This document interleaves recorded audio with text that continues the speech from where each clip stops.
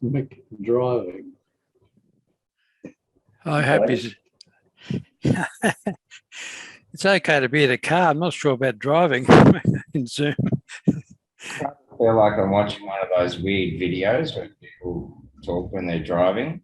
I don't know why they do that, but it seems to be. Hi, Bert, how you going? I'm good. How's sunny Queensland? Sunny? It's raining. Oh, it's a shame.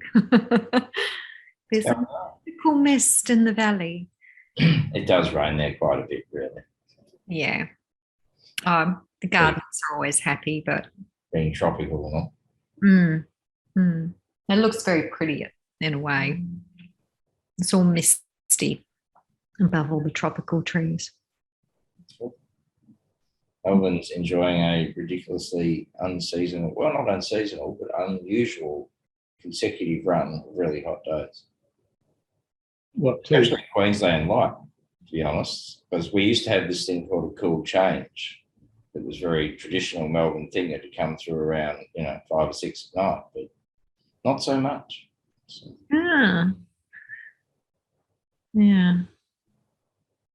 Well, the farmers around my area are complaining it's too cool because nothing's ripening properly. Where is your area?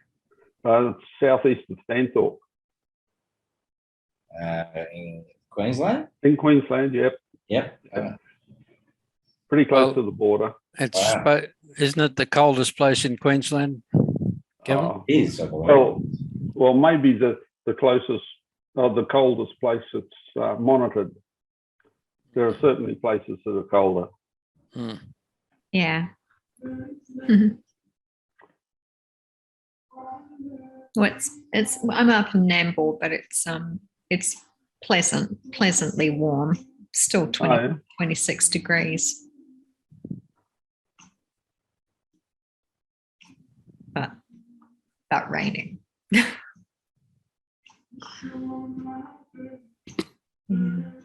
Hey, people.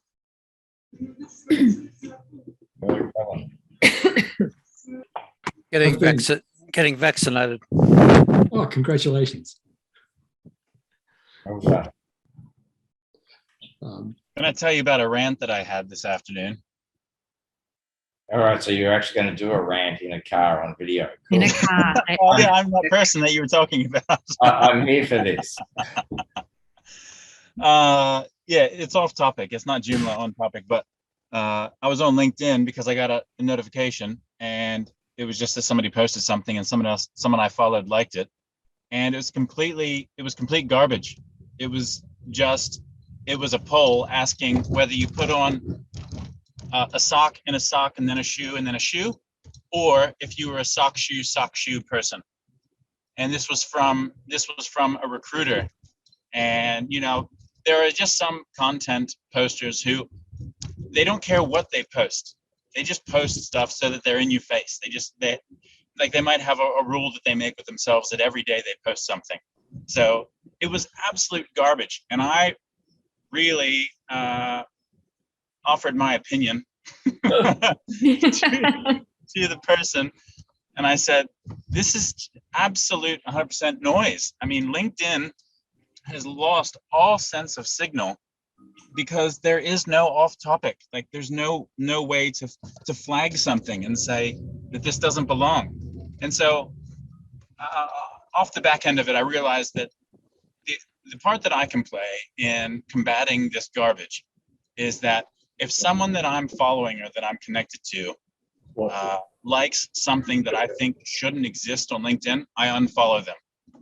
So that's my new stance, is that I will unfollow people that like or produce noise. And I think it's a pretty safe and simple and effective algorithm, because eventually people will find out that if they post stuff that's just noise, the net return will be a loss. Because right now they're thinking, oh, any activity is good activity, and just putting yourself out there is good because you'll get more connections and you'll reach more people. But I'm doing the opposite of that on purpose. Perfectly reasonable to me. Yeah. So anyhow, I welcome everyone in this group to do the same. I've gotten that way with Wordle posts. Filtered that out of my Twitter feed a while ago, and I threatened a few people on Facebook with unfollows if they keep it up. Harsh. And also, is this just a discussion one tonight, or do we have a presentation? Is anyone presenting? I can't remember what we decided. I've been flat out. I've been at Gambie for 6 days and processed 2,500 or 2,200 fish that were caught at the event up there. That part. No, they've been lying down in the fridge for months. Stuart's office got their priorities straight, making sure the beer was cold. But Yeah, it decided to expand faster than it should have out of the bottle. But I don't know if anyone knows anything about it to discuss it. About his beer being cold, or I missed the.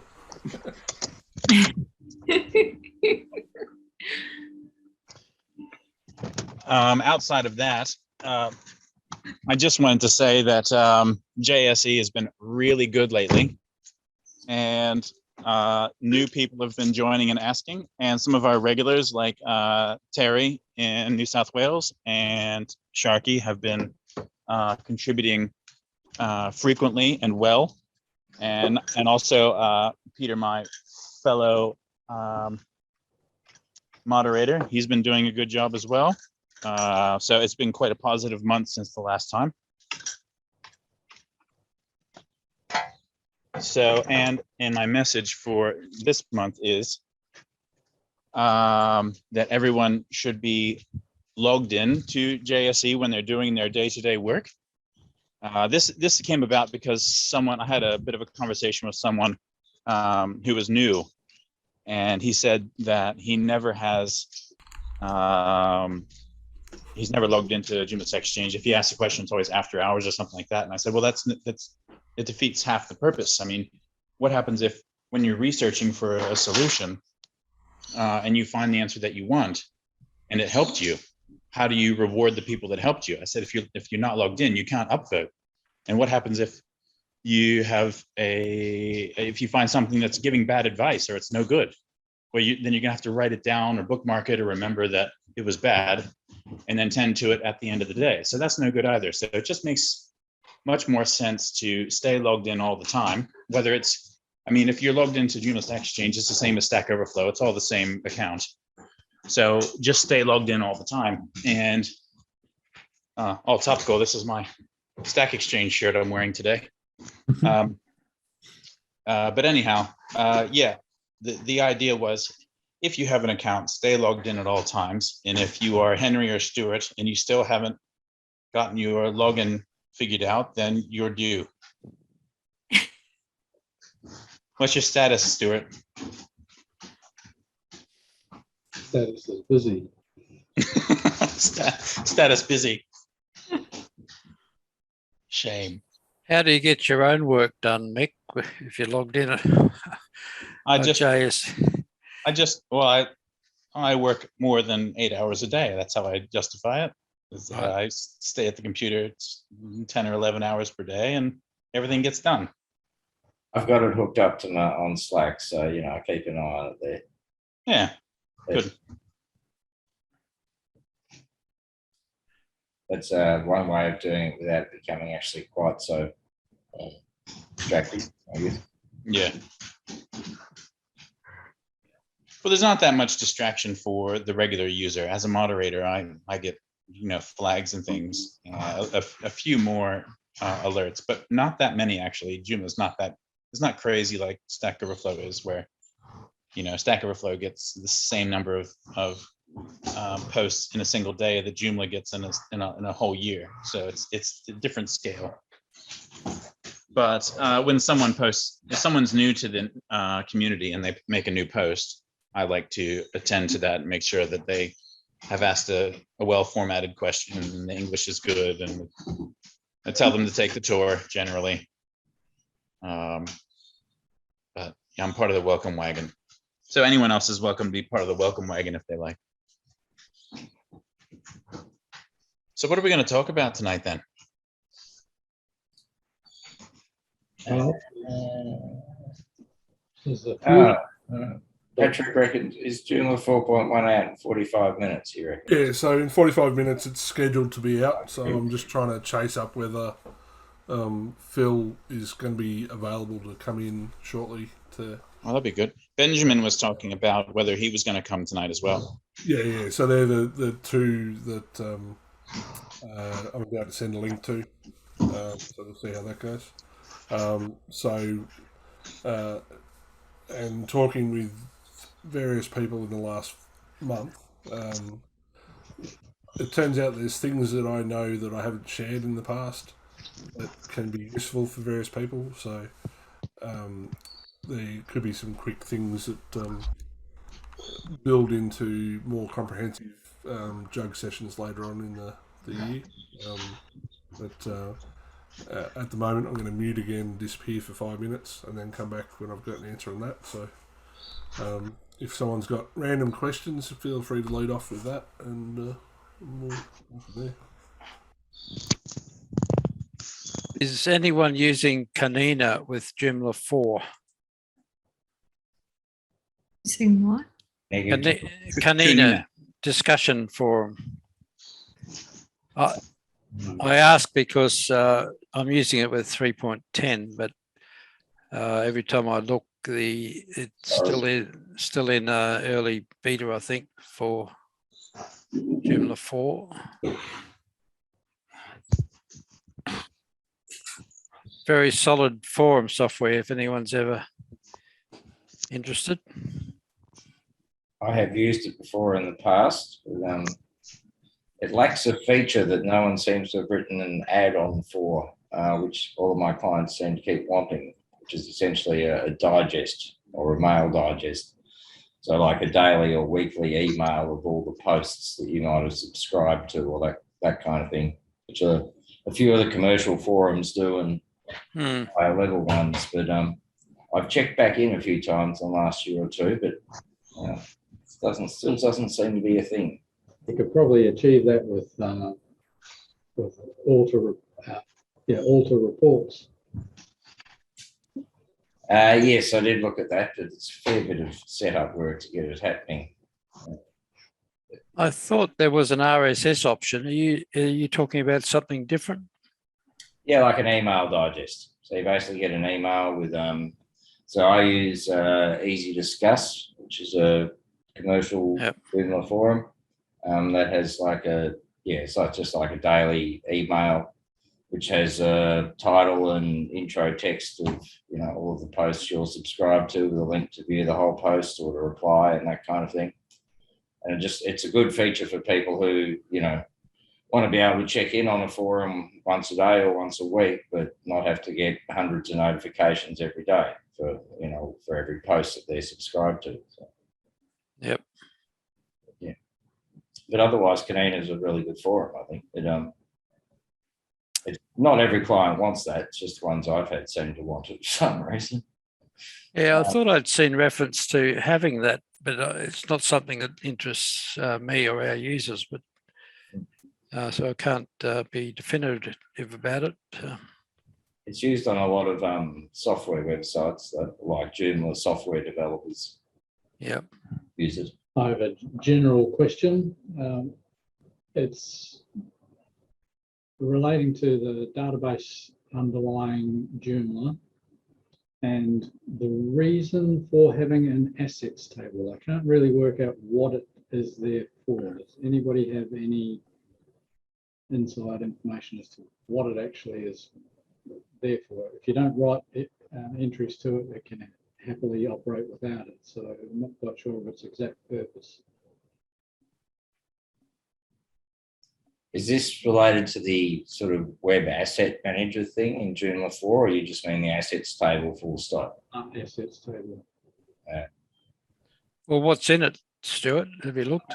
Yeah, I've looked in it. There's entries of, it's like a full list of any articles, any components, anything, but it appears that if you don't have it populated, nothing breaks. So I'm just what it's there for. Yes, I recall this when I was working for Stuart, that I was creating components and modules and wondering how to dynamically populate items in that table that were in the correct, very specific format, because it looks like some sort of mapping table that relates other items in your database. But then the software that I was writing worked without it, like Stuart said, is that it seems useless.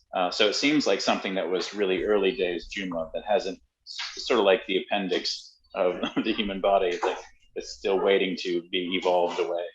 Yeah, I'm not sure about that. So I've got a component that I use, PWT ACL, and one of the things it specifically does is rebuild the assets table and fixes orphaned assets. So I'm not sure that it's completely useless. Did the component that you were building have complicated ACL at all, or was it just everything was guessed? Reasonably complex ACL. Okay, so the link that I've chucked in the chat has has the poor excuse for Joomla documentation of what the table structure is, and that's it.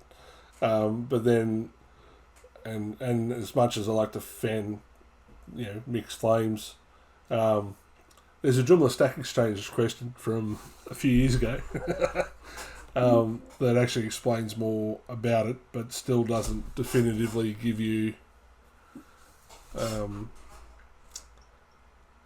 much more of an answer, aside to say that there's some ACL considerations there. So That's clear as mud. And nested sets, which is sounds like a very complicated programming concept. Does it still exist in Joomla 4? Yeah, well, these are the type of questions I like to go and start bonfires with in the to say, why is this important if it is important? I tend to still be at the point where I'm asking questions to say, can someone go and update some documentation to actually explain stuff clearer in the first place? So then we don't have these sort of questions, but that's not happening much. I had an interesting one this week that I think I asked on Slack and got an answer for, but did my first Joomla 4 site, and I have a copy of Font Awesome Pro, which I use for particular sites. And I had already I'd started building this site on Joomla 3 and then updated to Joomla 4. And all of a sudden, the Font Awesome icons weren't displaying as they should. And it turns out that Joomla 4 was automatically loading a copy of Font Awesome 3 version through its asset manager, which was not something I knew that was in Joomla 4. And it certainly was coming from the core, because I'm running a U-Theme Pro theme on it, so it certainly wasn't loading it. That's why I'd had to load Pro in the first place.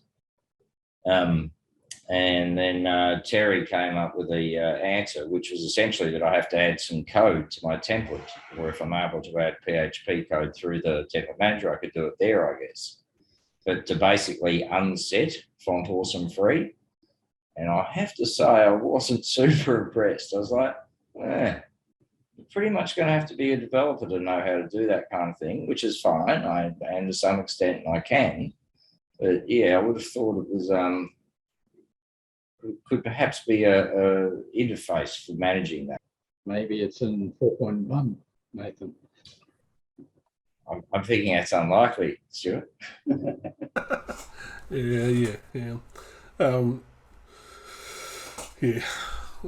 So make some notes in the chat on this, because then when Benjamin comes in, we'll go back and hit him with it if he comes in. So Sure.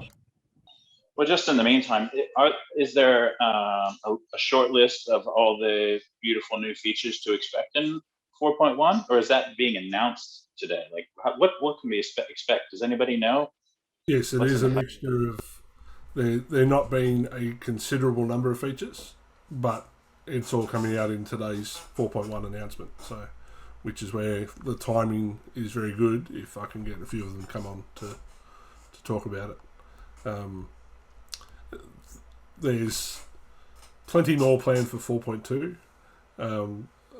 A lot of it was GSOC projects that haven't quite been fully tested and optimized yet. So, but there's something. I think there's an accessibility checker in 4.1. Was the main thing they were telling me last week. So, Speaking of accessibility, has anybody used the DJ software's accessibility module? I saw it flash up the other day. It looked like it would be quite worth a look, but I haven't downloaded it. Has anybody else done that? Not yet. It's on my to-do list though. Yeah, it looks really good. Yeah, it looks really quite simple and appears to cover all of the install requirements. So, but be interested to see if anybody has a crack at installing what it actually looks like. So, O'Neill, you're just in time to do your presentation.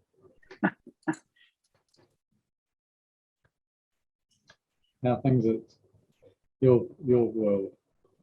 Patrick, would you have any idea, any reason to believe, or any reason that Philip Walton might want me to join the Joomla marketing team in some capacity? I'll have a chat with you you know later on that. Yeah. So you just I keep on popping up, so you've bought it on yourself. he he caught me on a private chat a week and a half ago, Yeah. and I was already in bed. I wasn't ready to have a real conversation, but he said something to the effect that my name keeps popping up, and he was wondering if I'd be interested in having a chat about the marketing. And I said, I find that ridiculous. I'm not anywhere near being a marketing person. It's less a chat about the marketing and more a chat about the fact that you're the name behind the conduit we were able to access and use. Okay. Well, that part makes sense then. Here's another. Has anybody used the new Balboa before and after gallery slider thing they released in the last week? This slider? Tell us that you have, Stuart. No, I haven't, but I probably will on the next painter site that we get to do. I was going to say, you're looking for people who've done research you're yet to do, Stuart, is that right? Well, I've just been busy enough. So I thought I'd short circuit the process by just asking. That's what this is all about, right? Exactly right. Hey, does anybody... Go ahead, sorry, Nathan. No, that's right, I've forgotten already. Short attention span.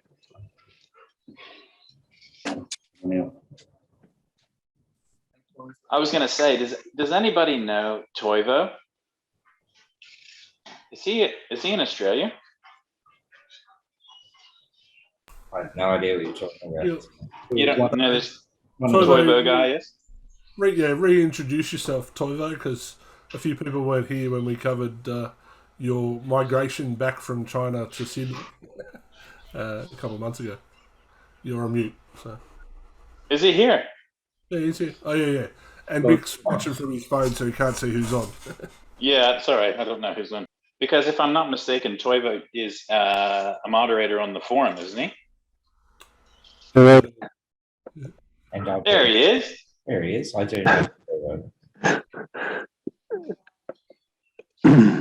Yes, I'm back in Australia. All right.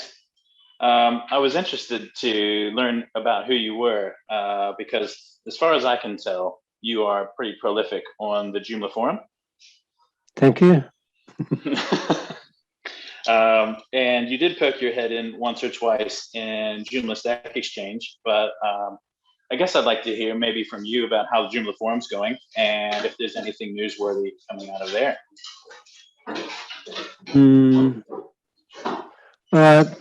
Things are going pretty normal quite a number of questions after updates, Right. and the usual run of the mill.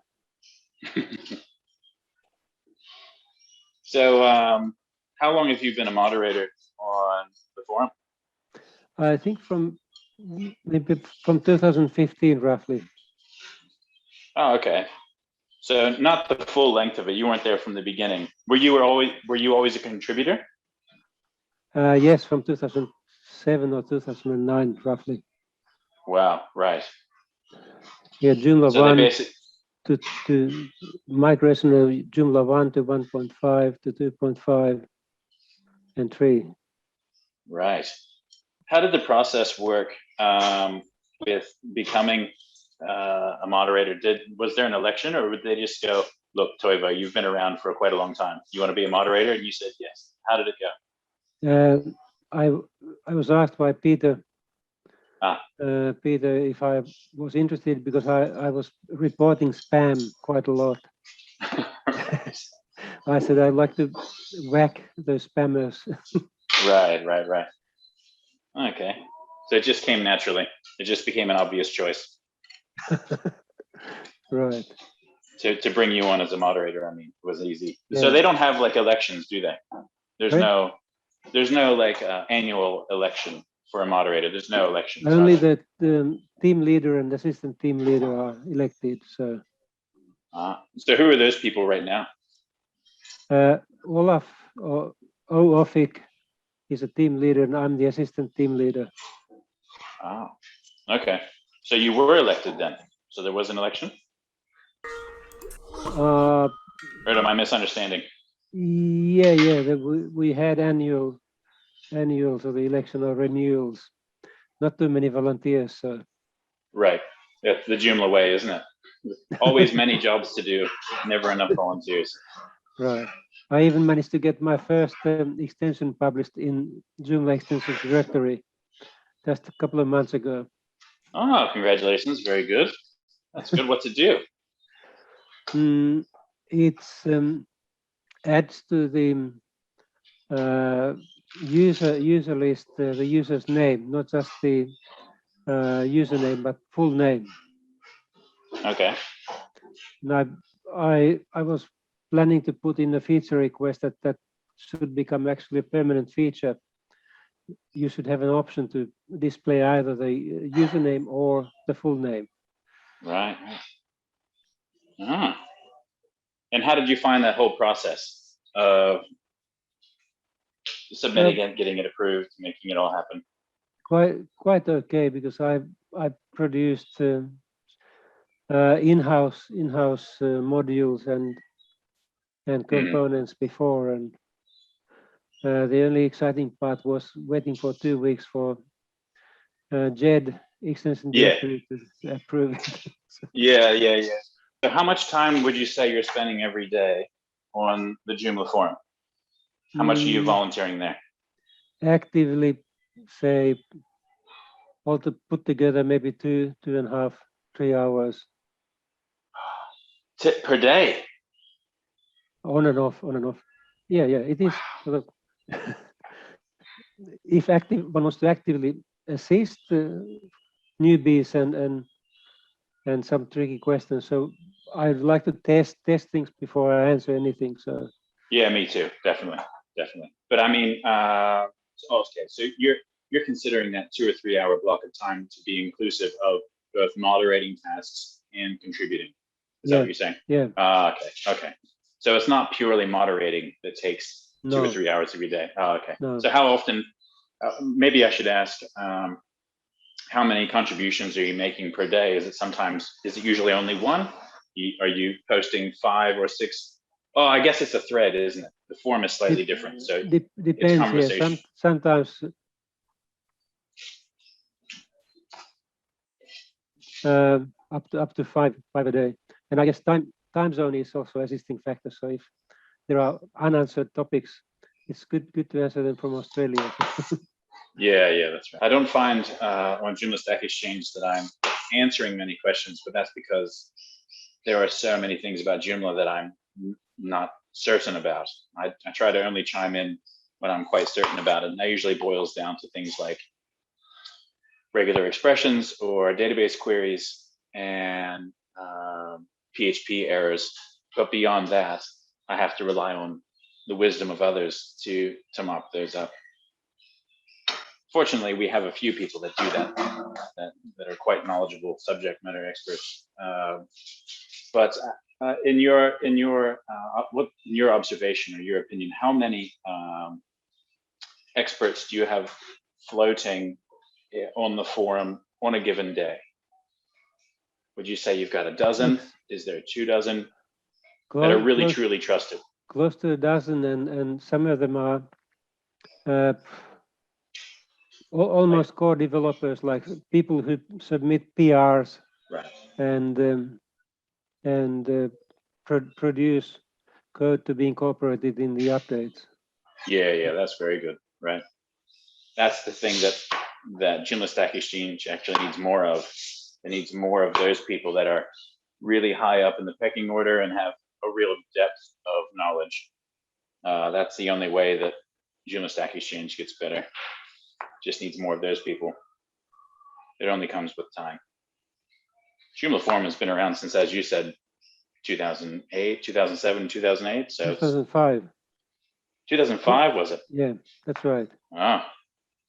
And Joomla Stack Exchange has only been around since 2014. So even on Stack Overflow, it has 3 times as many Joomla questions on it as Joomla Stack Exchange, because of course Stack Overflow has been around since 2008.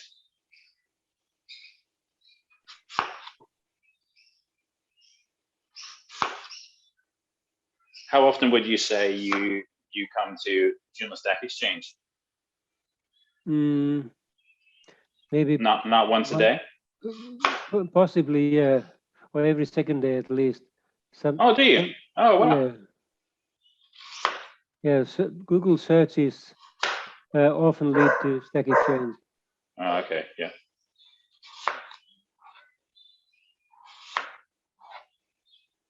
So why haven't we heard you speak up before, Toivo? Why haven't we heard you in this meetup, speaking and presenting and contributing? Why have you been so quiet all these years?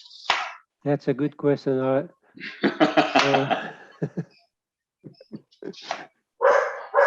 Yeah, we were in China for a year, and internet connection there is not very good.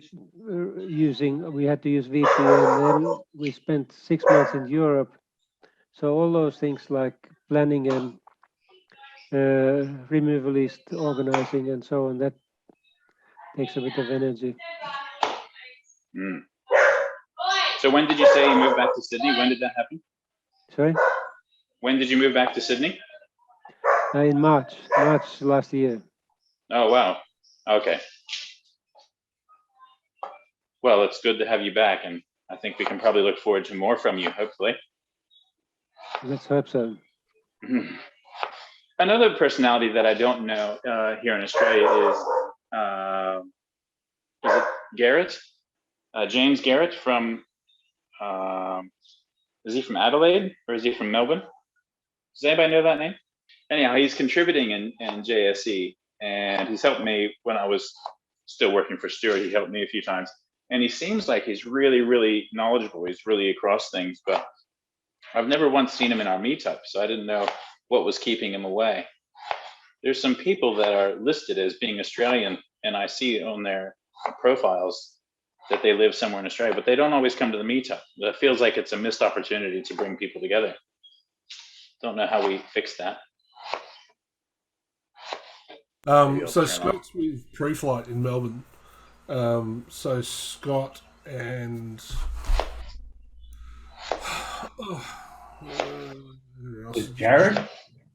Jared Fletcher, yeah. Yeah. So we used to host the Melbourne Jug at Preflight for a couple of years. Sorry, it's been a while since I've caught up with them. They've both got older families now. I was going to say young families at one point, but I think they've got teenage kids and all the rest of it now. So now there's no excuse. Yeah, yeah. Yeah. Which is why I'm on mute tonight, because we're screaming kids. So, Yeah. so yeah, so they tend to participate that way, but I'll have to check whether they're actually on the meetup thing. But they've also, I think, moved a little more to Moodle over time. I don't know. I haven't. Have you caught up with them lately, Nathan, at all? Or? No, not really. I mean, I know they were doing the Google stuff, and that was a big thing for them. But I still think they did quite a bit of Joomla because, Yeah.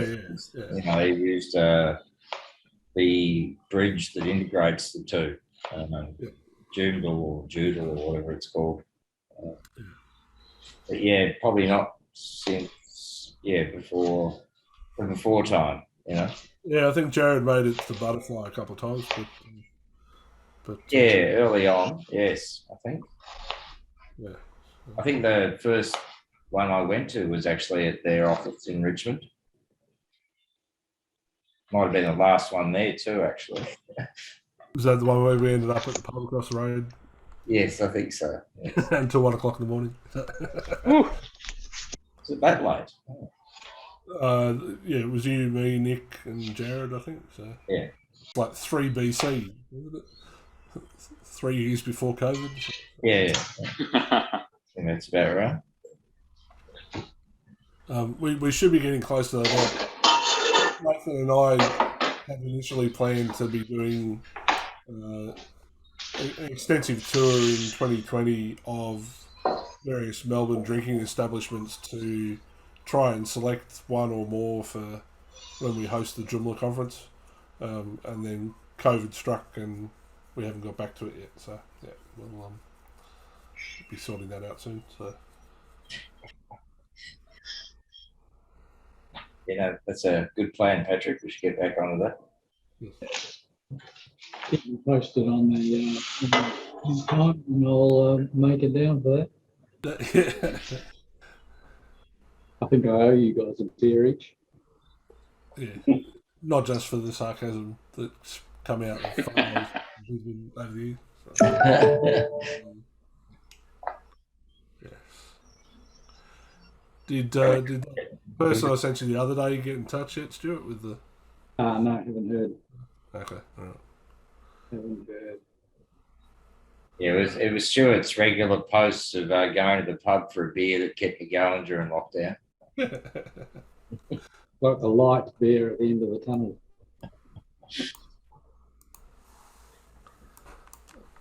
Can I ask a question that's not directly Joomla related, but has an association?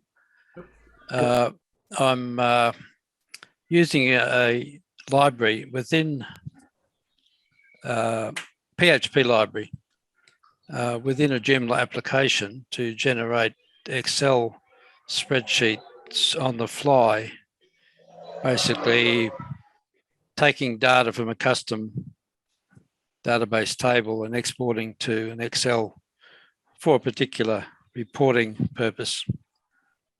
I'm using a library called XSLX Writer, which is a few years old now. It works reasonably well, but it has a few shortcomings, and I'm aware that there are a few other libraries around. Has anyone used any of them or can comment?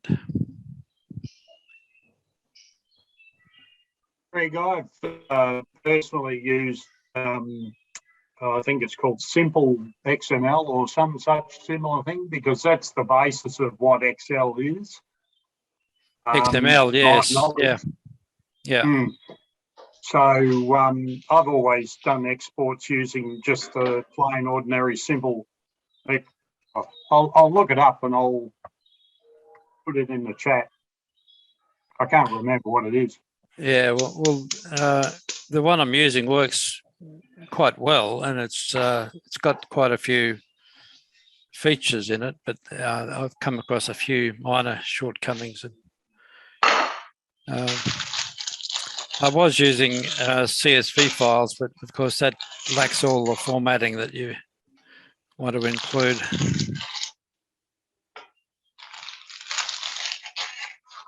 What are you cooking there, Mick? I have got sticky pork ribs in the slow cooker, and I am boiling up some potatoes and sweet potatoes to be mashed and some corn on the cob.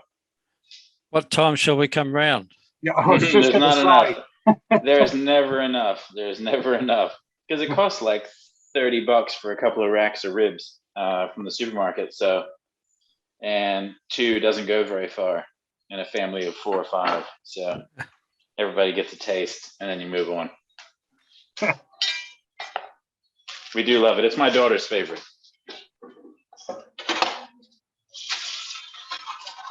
Sorry if it's been noisy. I have to dual task.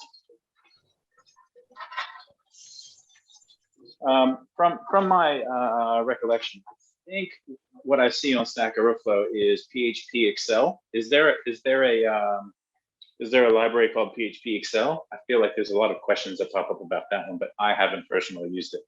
I don't know if anybody's been Google searching for competing Excel libraries, but I'm sure there are some pretty smart ones out there for PHP because so much of the world uses Microsoft Excel. One that's used, that I've come across, I haven't used it myself, but it's PHP Office, PHP Spreadsheet. I just posted the link to the It's pretty good. Yes, I'm aware of that. I haven't actually investigated it. So have you used it, Stuart?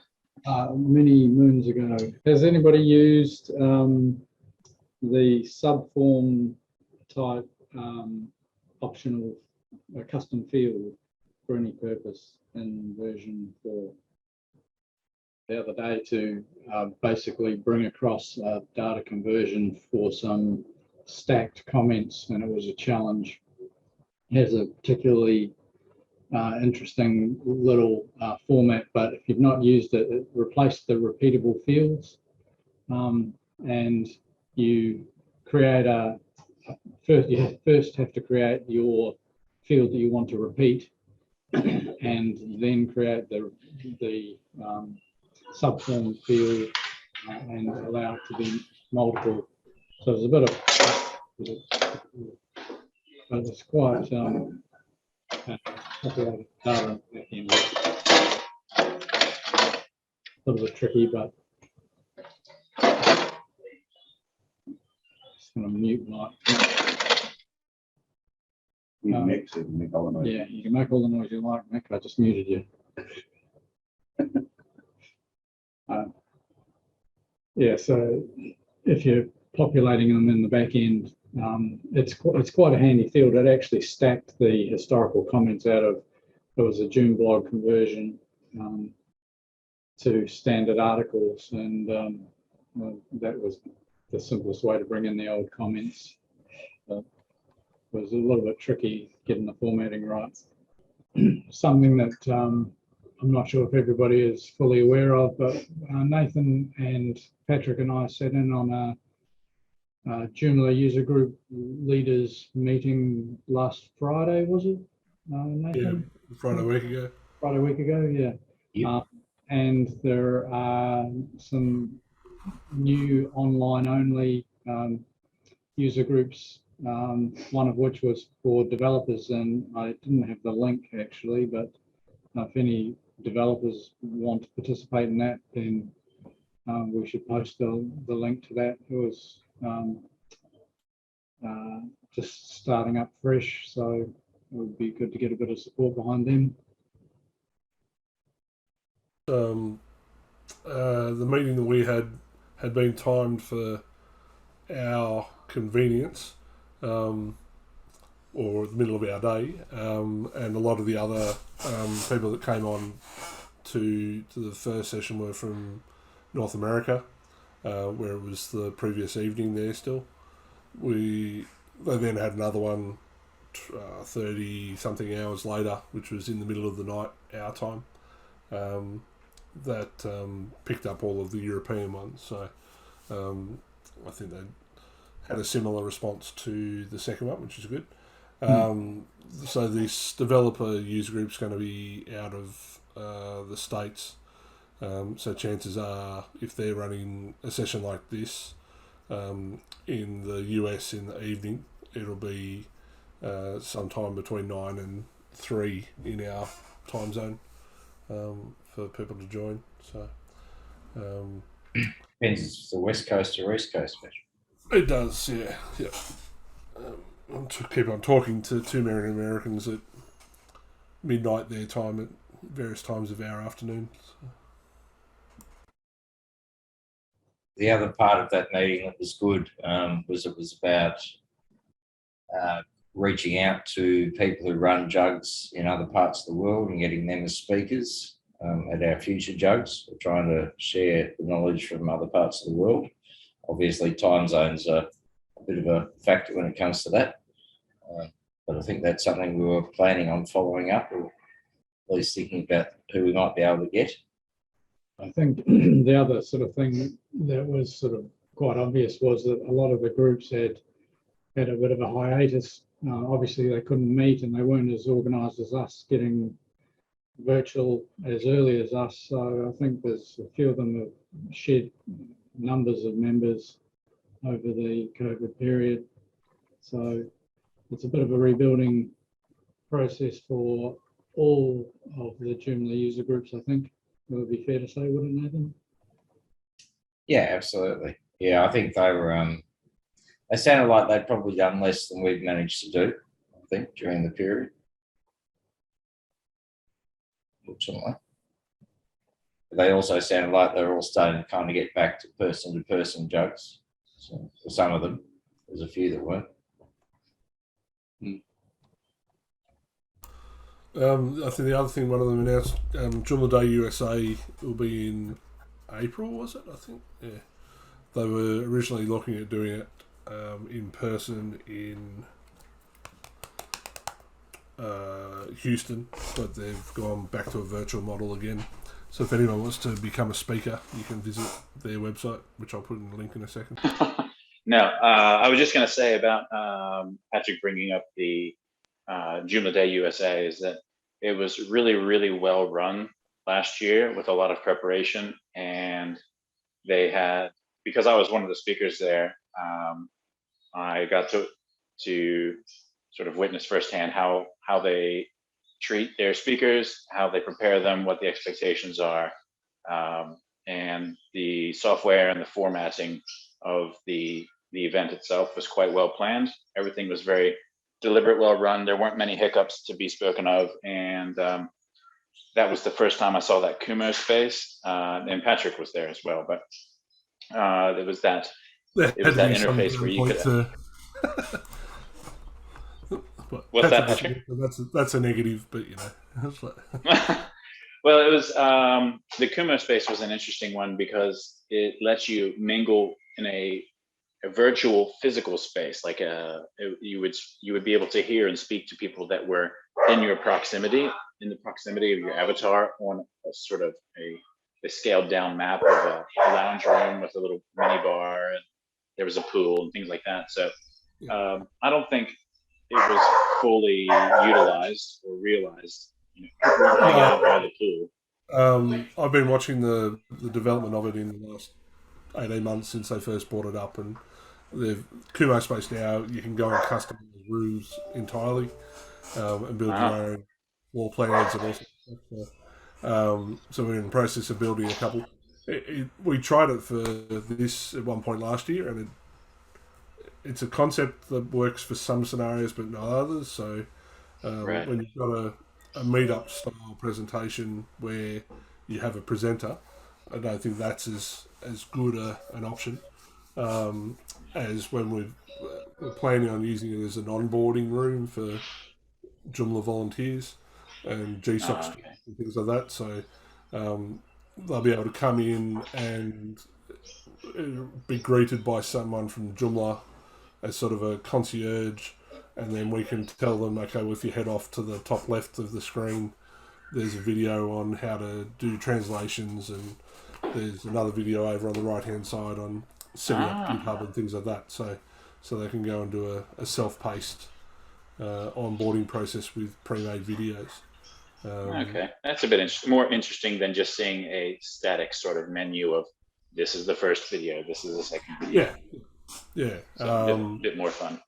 Yeah, so hopefully we'll be running some of those office hours from next month. I think already the GSOC, the Google Summer of Code application window for organisations has opened in the last fortnight. And so Joomla will be putting their application in for this year for 5 projects, probably by the end of the month. And then that'll start the process of what else we need to do. But already the first session they ran 2 weeks ago had 70 students come on board for it. So we're also looking at sort of, we can only take 5 students for GSOC. What do we do with the other 65 that are interested to try and get them engaged with the project? So, Yeah, we don't want to lose talent like that. Anyone who's interested, gosh, we've got to have grassroots programs. It's a mixture. There's talent to possibly lose, and there's also lack of talent to possibly nurture. Right. Get some fresh blood in to try and get, most of the students that were in this first session are doing computer sciences and things like that in India, and it's a case of both. I think most of them are learning GitHub as a concept and how to push and pull and branch and all that sort of stuff. But whether what they're doing has practical applications that they can then see the project through to the end, I think that's probably where it's, a lot of the time you see what the students have done and they've got a couple of gists and a couple of snippets of code that they've tweaked, but it doesn't create a whole bubble of code that's actually doing something, and that's where it's a bit more challenging. So, but we're also looking at making a major push with Hacktoberfest. So a company called DigitalOcean, that's a major hosting company, sponsor an event called Hacktoberfest each October for the whole month. And so we're going to talk to them about creating a Joomla channel as part of that, where everybody can come in and learn more about coding for Joomla and ideally do some coding for Joomla. From there. Back to the, I thought of something else about the Joomla Day USA was that they also had a format part of their event where you could just sort of enter a room and it would randomly pick another person for you to have a one-on-one conversation with. And I've got to say, I didn't like that one because it was sort of like blind dating. It was a bit odd. Like you're too old for blind dates, are you, Mick? Yeah. I'm out of that game. That game is over.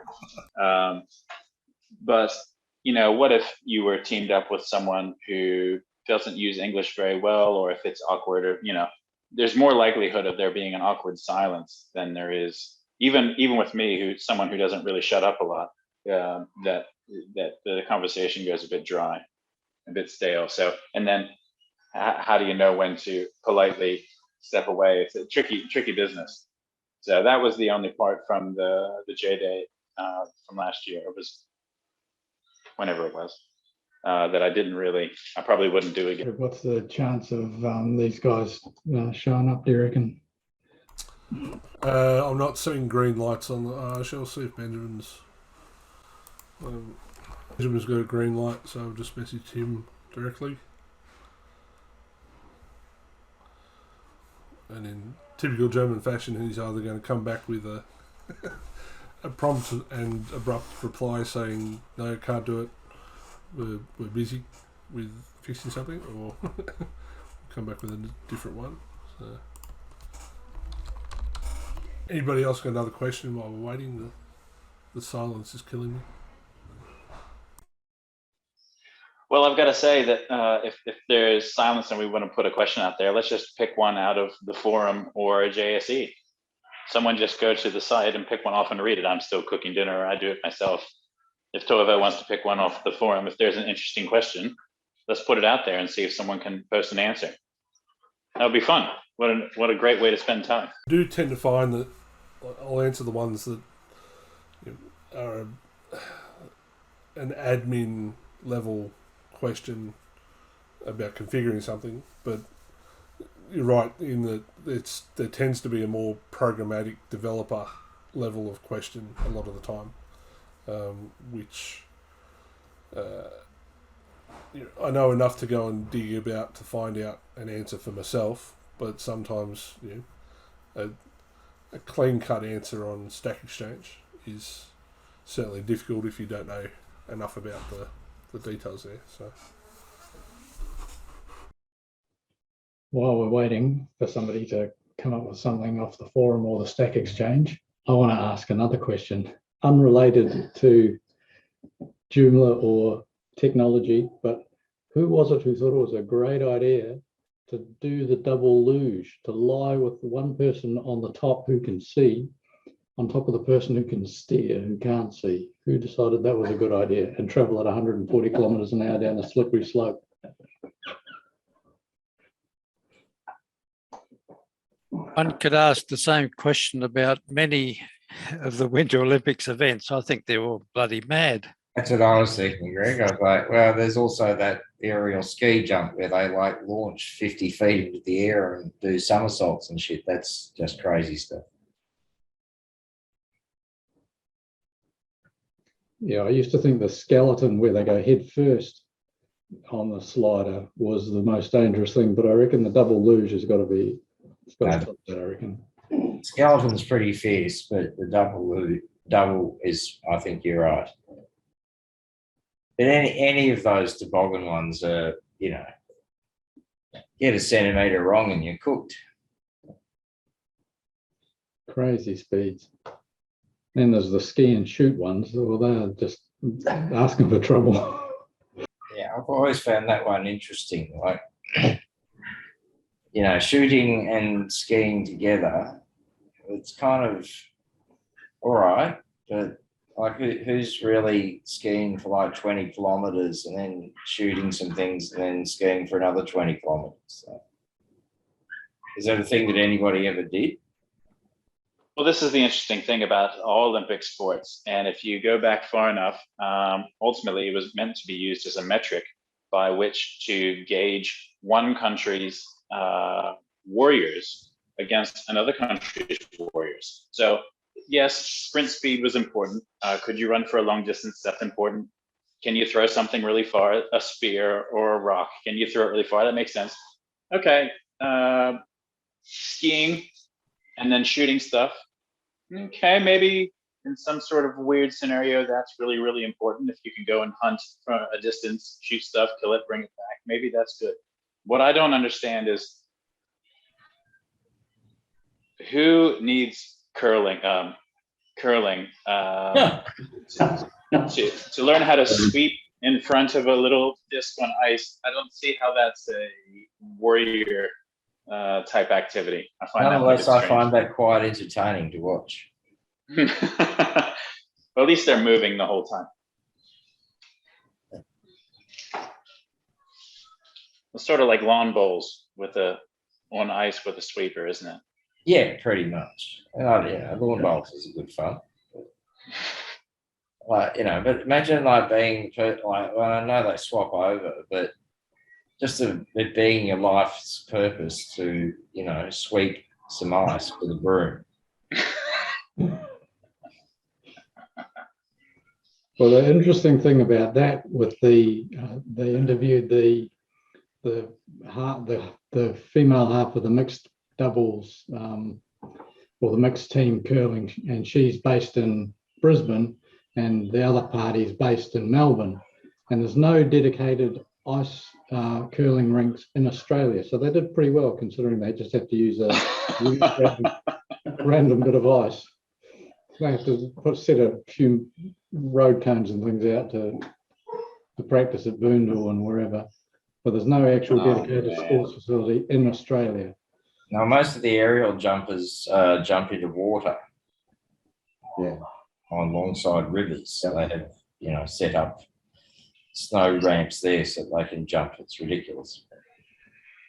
Well, and it's really common amongst Olympians across the world is that if your home nation doesn't provide the necessary facilities, is that you just leave your country and train somewhere else. In the US, we had lots of foreigners coming to the Olympic Training Center to train.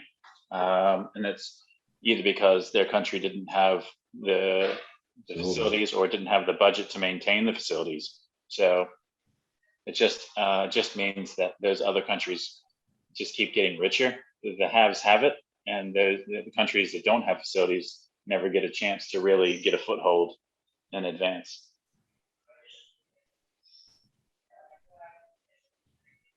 I'd like to see caber tossing on ice. That'd be interesting. What tossing? Caber.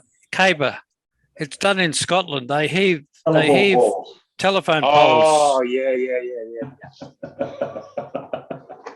Try That's that how on a real warrior. Try that on behaves, skates. Exactly. Yes. Got the river as or well. lake ice, though. And on lake ice and poke a hole in it. That's right. Definitely know where you hit.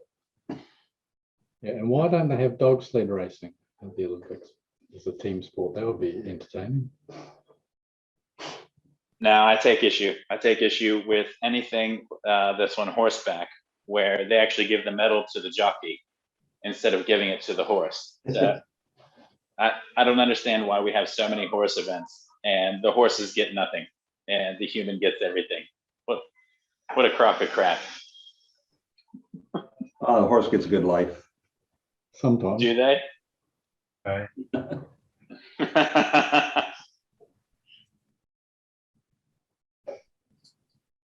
Only the good ones. That is the problem. I could talk about the mega menu I've been building this week if we're completely a lack of anything else to talk about. That sounds good. Right, and have I got sharing permissions? No. I'll give you that. We can do that. We can arrange that in a jiffy. All right, it does not look like they're about and online. So if you're up for an early start tomorrow, you can join the London Jug. Which I'll put that link in as well. And they'll be going through Joomla 4.1. So, Okay. So should I keep going, Patrick, or have you got something else? sorry? I was going to talk about the mega menu I've been building if we didn't have anything Oh, else. no, you can keep chatting away. Yep, I'm just All right. Well, ready kids in the background. So that the London group starts at 7 p.m. London time, which will be 5 a.m. Brisbane and 6 a.m. tomorrow Melbourne time. And Sydney time, should you be keen. So. So I've been building this mega menu with DJ extensions, DJ mega menu add-on.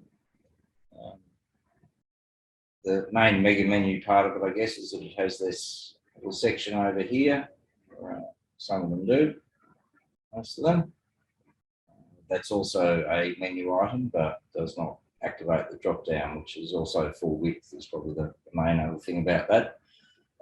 They released an update to their mega menu extension recently where you could add a logo as part of the menu, which means you can essentially create a full width drop down bar for the mega menu.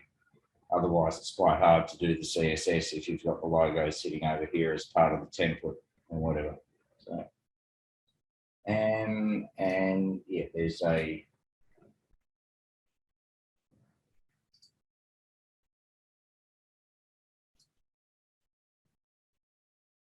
still work in progress there, but there is a mobile version that also has the module down the bottom. Go back to the desktop and I'll just about that a bit.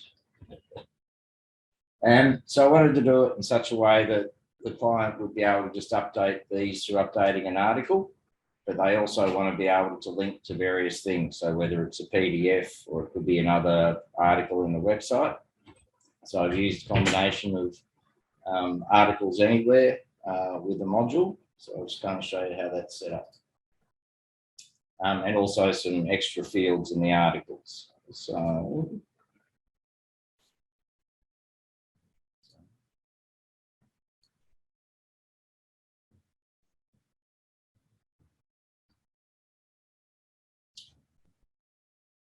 Actually, no extra fields in this one, sorry.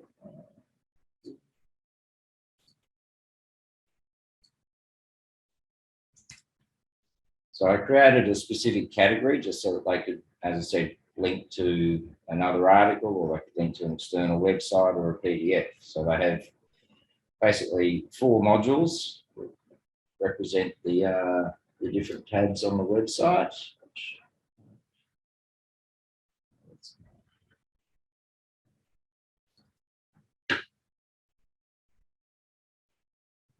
Does anyone know how to get rid of the top bar? There. So, yeah, so that controls the modules that are static. There is one which is news, which is dynamic. So it's using the news flash module just to pull in the most recently published article to the news category. But the rest are all just articles that they can edit, but hopefully fairly simply. So if I go into, say, the About Us one,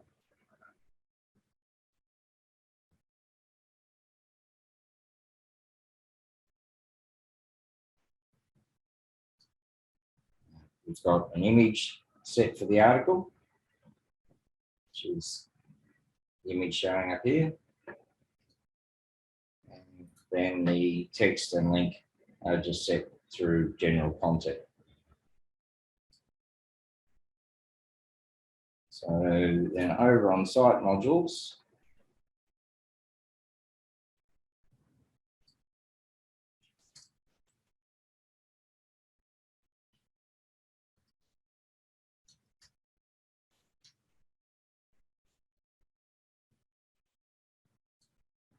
so over in site modules, I've got a separate module for each one,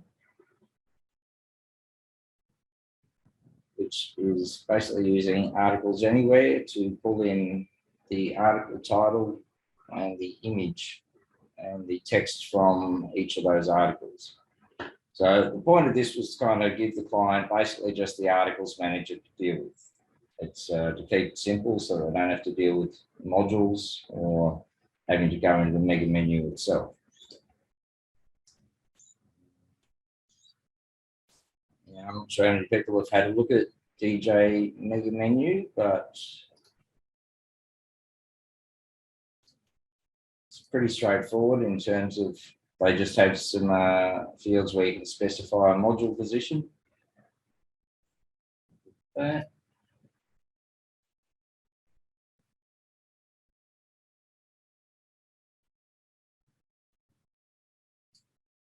So under Mega Menu options, it's a whole range of things I won't go into, but this is actually where you can set the logo as well. So this is the logo that's set in the main menu. It becomes part of the drop down.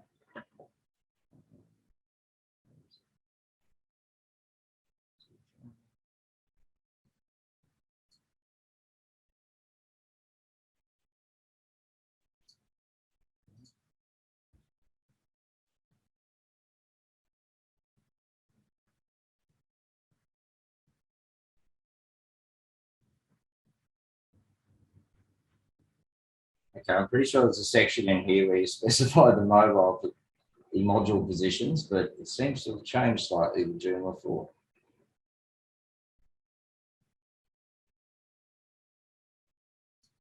It's an upgrade.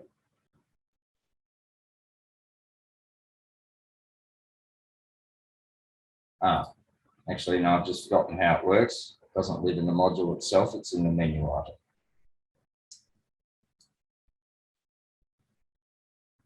So if I go to the main menu, I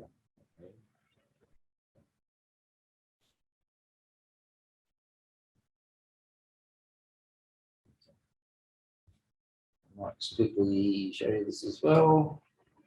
So you'll see it's split into 3 columns, 50-50.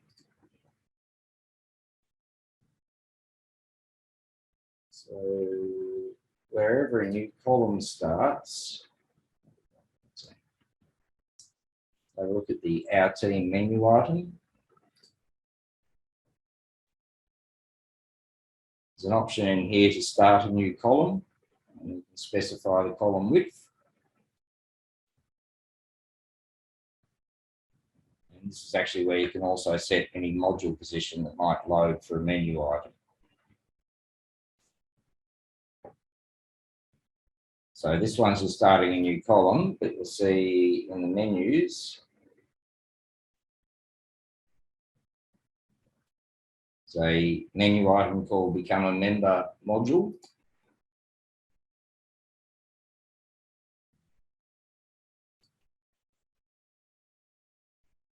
Only shows in the desktop menu, which is one of the other nice things you can do with the mega menu, is have items in either or. It's taking up 50% of the column width. It's starting a new column. And it's using the module position, MHV about menu. So whichever module is loaded in that position is what's going to load in this menu item. You can also choose to show a link with the module, but we don't want to do that in this situation. So basically it just grabs the contents of that module position, which in turn grabs the contents of the article and displays it in the mega menu. There's a whole bunch of other features in the mega menu, but I didn't actually prepare a presentation on this. So.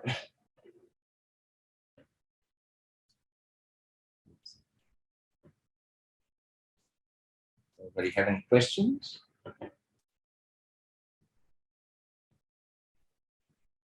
It looks pretty good. I think, Britt, we used that on AgMatch many moons ago, the DJ mega menu, but it's come a long way, obviously, and looks good in version 4. Yeah, it's quite nice. You can also load, one thing that's very cool with it, you can load like login modules and stuff in the drop down as well. And it works fine in terms of, one of the problems with mega menus in the past was if you try and load a login module, you'd click in the login field and the menu would take that as an on-click or an off-click somewhere else. So it would close the menu before you could actually enter your login details. But it's got that sorted, so it works pretty well.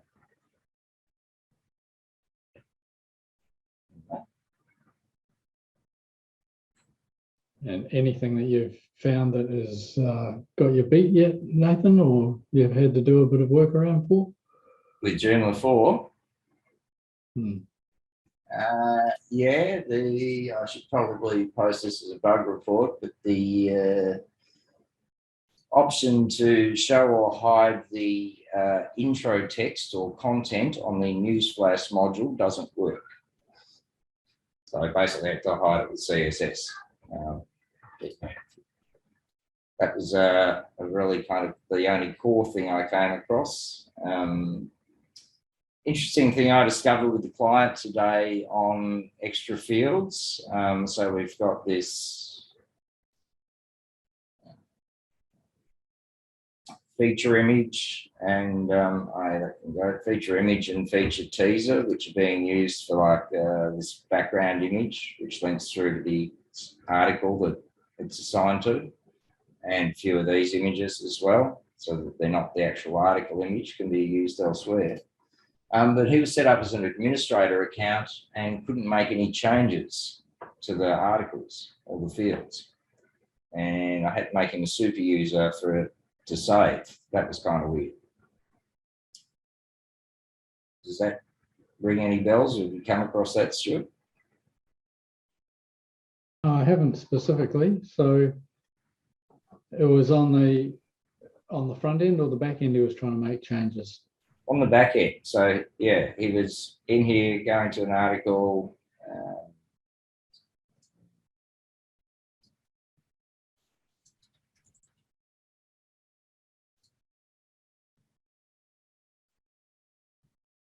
So yeah, he would go here and try and select an image. Yeah, he's been loading thousands of images in the group images directory for years. It's ridiculous. Right. As you can see. So you go in here and you select an image and you click save and the image would stay the same. Or the same with the alt text or the same with the teaser text down here. So basically, nothing in any field would edit. No, If it was only a administrator and not a super user. yeah, but only with the extra fields or custom fields. He was able to edit article. I ended up today I made him a super user while I figured it out. So it's like not sure if this is ACL on the fields or. So have a look at one of your fields, just in setup. Yeah, nothing spectacular there. So there's a field group, feature articles, which is public. I haven't set any specific kind of editing. Just go onto one of them, just open one up. Is there a default setting I'm missing or something? On the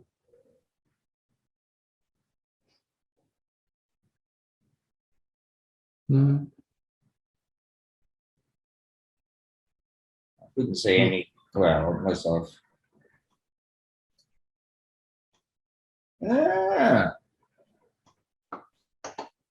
That seems a bit silly. that should fix it. Yeah, you would think so. I'm a bit surprised that's like that. You're going to do that in every. Oh, okay. Yeah, I'm not sure where that's picking that up from. I wonder if there's an option setting. Yeah, okay, perhaps. Have a look in options on the custom fields. So did I just hear correctly that Nathan, you didn't know how to do something and Stuart just found the fix for it? Or did I misunderstand? Kind of Well, work. kind of, yeah, kind of. Because it might also be an issue with Joomla and whether something should be necessarily set like that by default. But okay. if we're still going to have an administrator group, I would think that they would still be able to edit the value of custom fields when they're editing an article without it having to be explicitly set. That's just my view, perhaps. Well, my ears pricked up a bit whenever there was a problem and then a solution, of course. So it feels like a really excellent opportunity for you to post that question and for Stuart to answer it. Because look, if Nathan, honestly, if you're one person in the world who fell for this problem, and it's every likelihood that someone else is going to meet the same problem, and that needs to be shared. And sharing it within this video is not something that's searchable. There will be sharing is caring, like sharing is caring, and but caring in the right way. So I'll get onto it right after dinner. I hope that you guys will put it somewhere because that's valuable. That's valuable content. Well, we seem to have also found the actual answer, which is that yes, you can go into article permissions and edit custom fields for administrators as allowed. Yeah, good. Excellent. Well, there we go. So there you go. That was good. That was worth your demo. You can set them back from super user to administrator. Now you should be happy as filled. I can indeed do that. Now I don't know how to get the Zoom menu back. Stop sharing. There we go.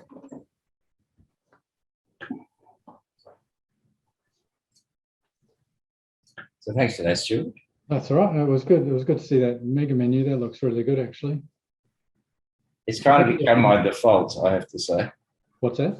It's become my sort of go-to mega menu. If the login module works as you describe successfully, that's quite a neat function to have. Yeah, they've got it on their demo site, actually. You can give it a play there, or you can at least click in the fields and see that it doesn't close the menu. The important part, which is what it did in a previous iteration, because I remember I got all excited and I was like, oh, I've never seen a mega menu. That's where that's actually worked. I was like, oh, it still doesn't work. But no, they sorted it out.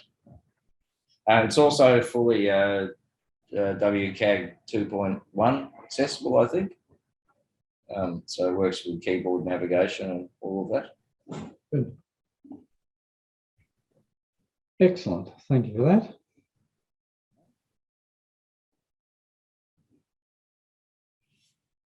Oh, does anybody have anything further? Well, there's Benjamin has joined us.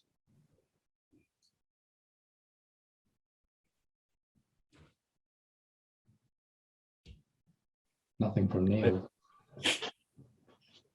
Just to be clear. How are you, Benjamin? Do you have anything to contribute, or you were just listening in? Sure, if I can contribute something, just listening for the moment. But yeah, probably you have any questions I can answer. What's the status of 4.1? Yeah, we are prepared. We are waiting now. For starting the release. So will be most likely in 1 hour from now on. Right. We will release it. But yeah, looks good. Everything according to plan. No sort of late Yes. breaking changes. That's Yes, good. yesterday we had 2 quick fixes, but luckily there were enough people to test it. So probably we have a new scheduler extension which allows you to automate different tasks in your Joomla environment. And there were some problems with some specific MySQL versions and the CLI, but this is also covered. So yeah, it looks good. Great. That's good. So did you test 4.1 already No, for the I nightly haven't. build? No, I haven't yet. Okay. So if you're interested in the future versions, there's always the nightly builds of Joomla, where every night the current status is compiled. So you don't need any requirements. If you Google for it, Joomla nightly build, it should pops up on first position. And there you can get a daily update. And if you follow the instruction there, you could set up an Joomla 4.1 or probably Joomla 4.2 already, and update it every day via your normal Joomla update component, which is very handy, I think. So to follow up, which I would really appreciate, because then we have more testers. And if you see that something breaks, just report it, or tell it Mick or Patrick, who are very involved in reporting errors. Or I guess you have more people who can do this. But yeah, that's would be a nice thing. And then you can always test it then. And once 4.1's released, what's next?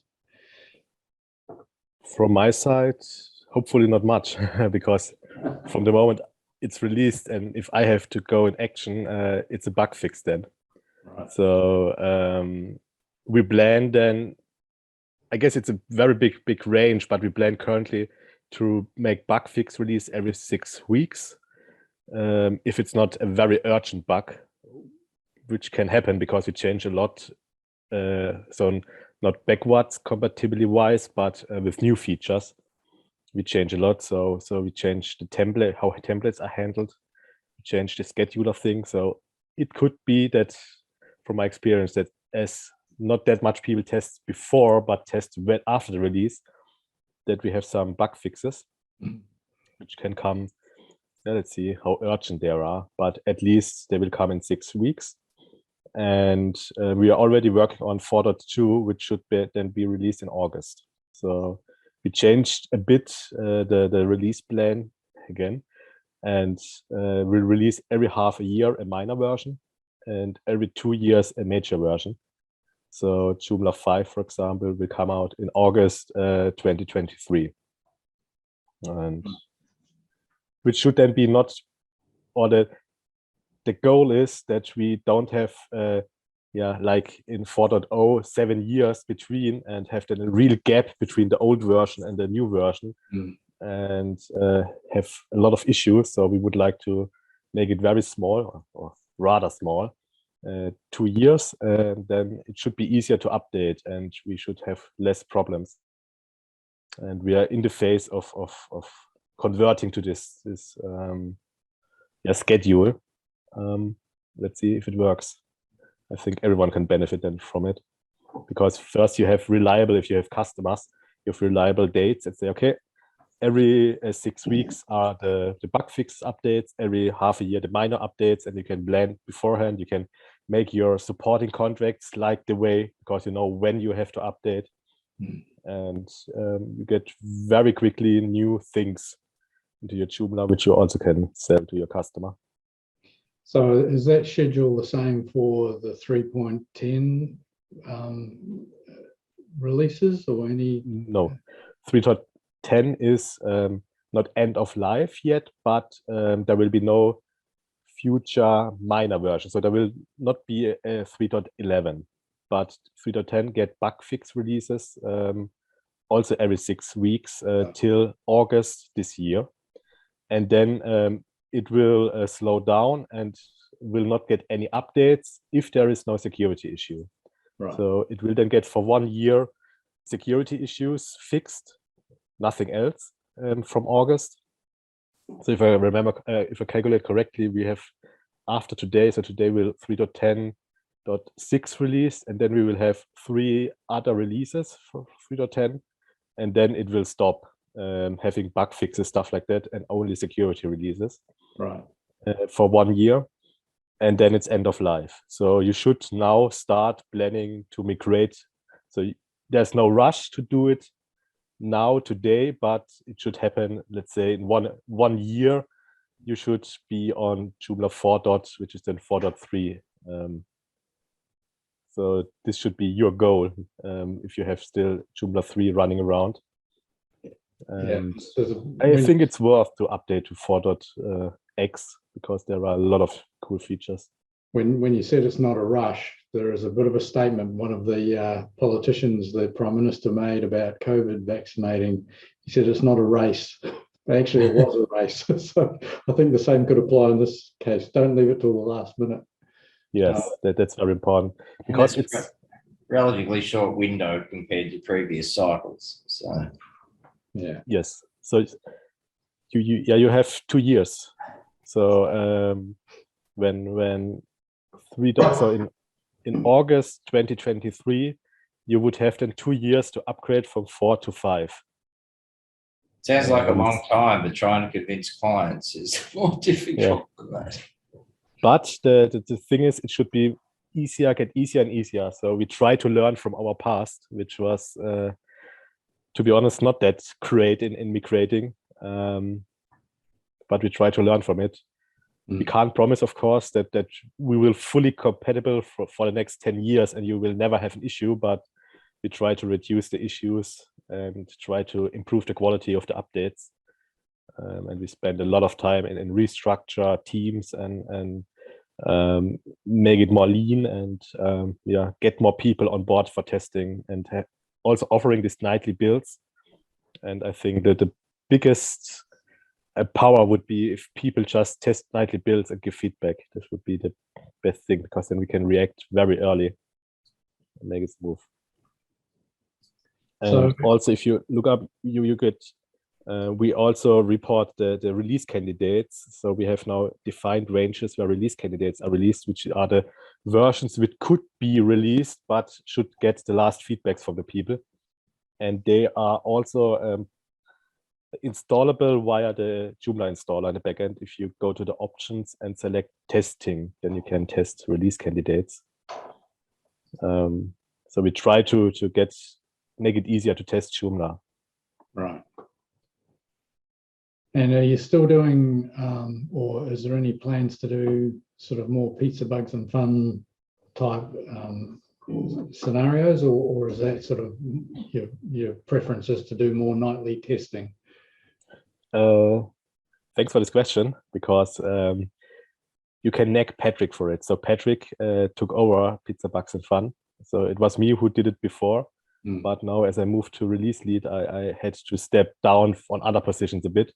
So Patrick took over, and I would like to ask you to nag him every day you see him and say, Patrick, what's about the Pizza Bugs and Fun? So yeah, it's a bit up to him.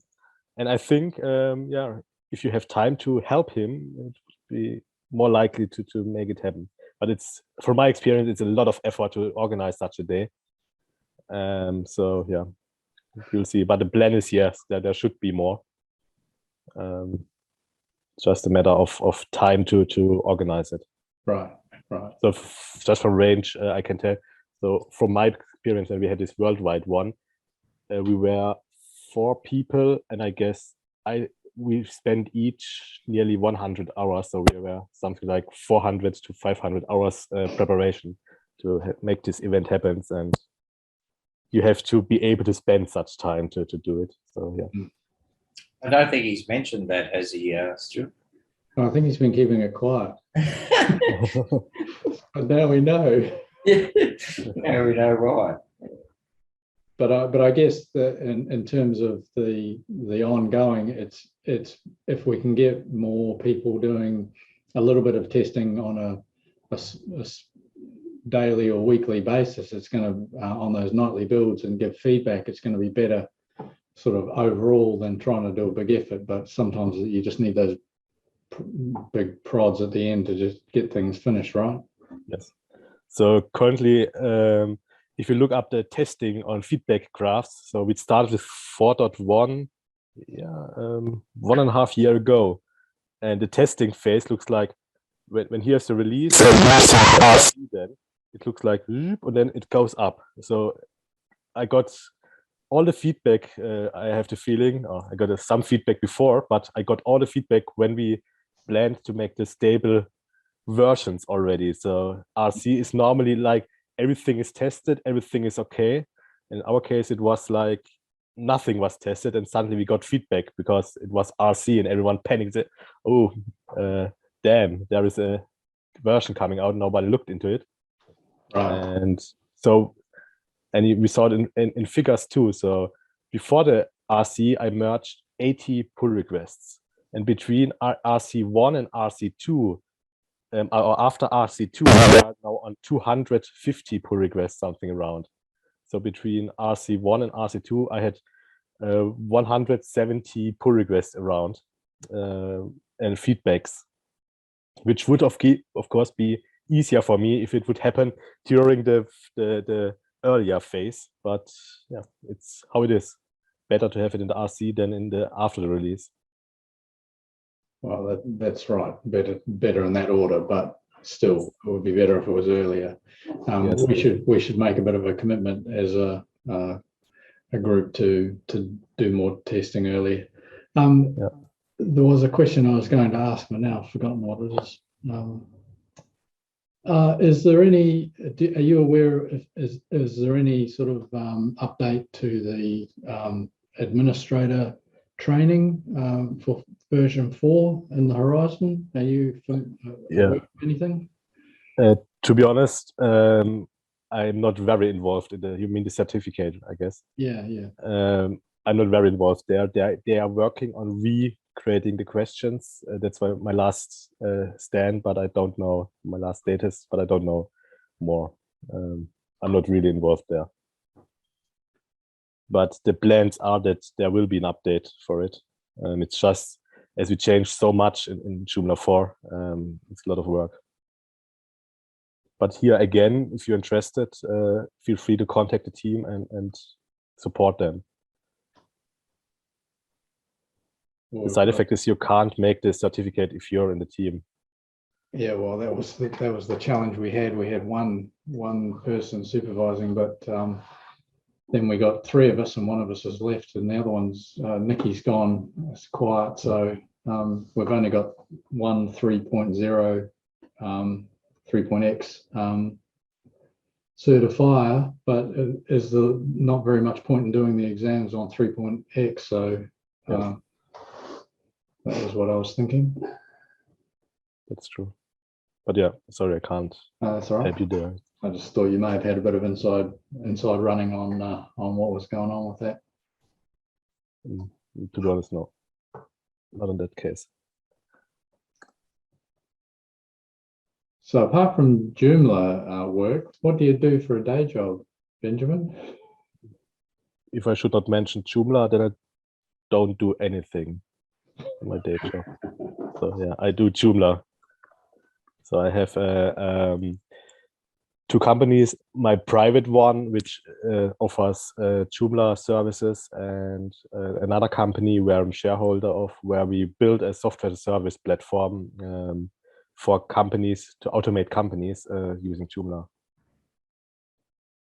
So yeah. When people ask me the other way around, what are you doing when you don't program for the company? Then I said, yeah, then I program in my hobby time, in my free time. So yeah. Where are you based, Benjamin? Sorry again. Where are you? I'm in Germany. Oh, okay, cool.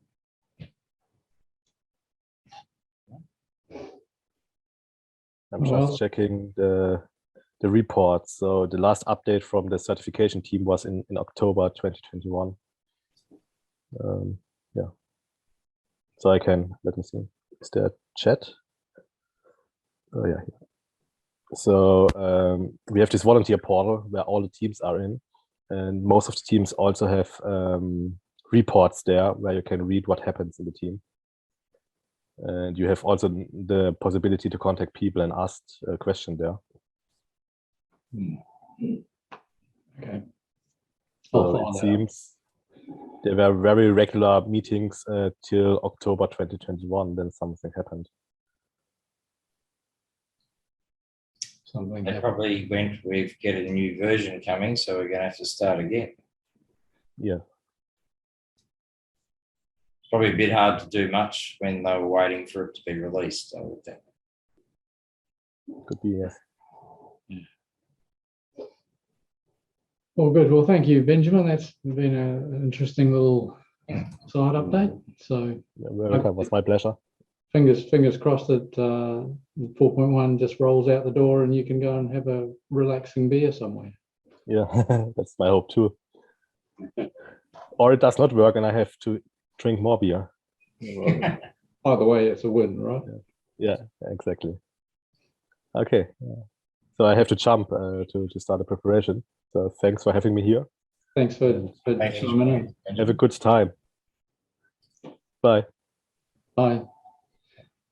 Well, unless anybody's got anything else riveting to discuss, I think that's probably our lot for this month.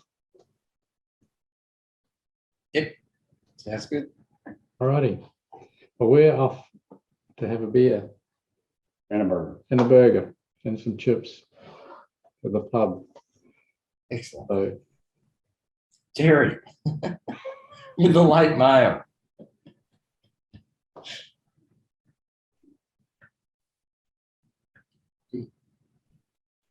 Jerry's not speaking with us.